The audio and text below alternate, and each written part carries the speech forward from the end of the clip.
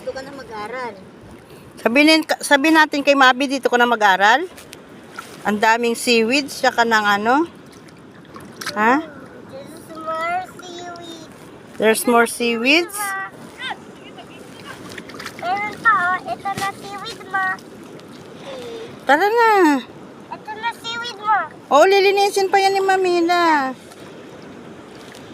Tingnan mo to, oh, pearls. Ha? What's that? It's not pearl. Ano ba yun? Colots. This one, oh look. What's that? It looks like flower. Aruminas dito, barang tingin na. Wag. Makati ba yan? Oh no! No. Hindi yan, itchy. Ito yung mga ano eh. Yung ito, hindi itchy. Itchy din yan.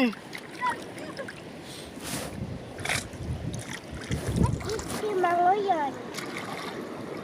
Balot, tara na, balot! Uwi na tayo. Ito Ha? mga seaweed mo. Ito mga seaweed mo. Okay, bebe, na. Ano sila masabi?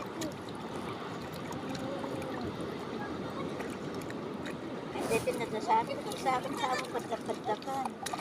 Ay, yung seaweed. Hindi madurog. Daming klase ng seaweeds dito. Tignan nyo yung ano mga kalola, yung dagat pag ganitong low tide. Para na talaga siyang karsada hanggang doon lang yung ano niya. Oh.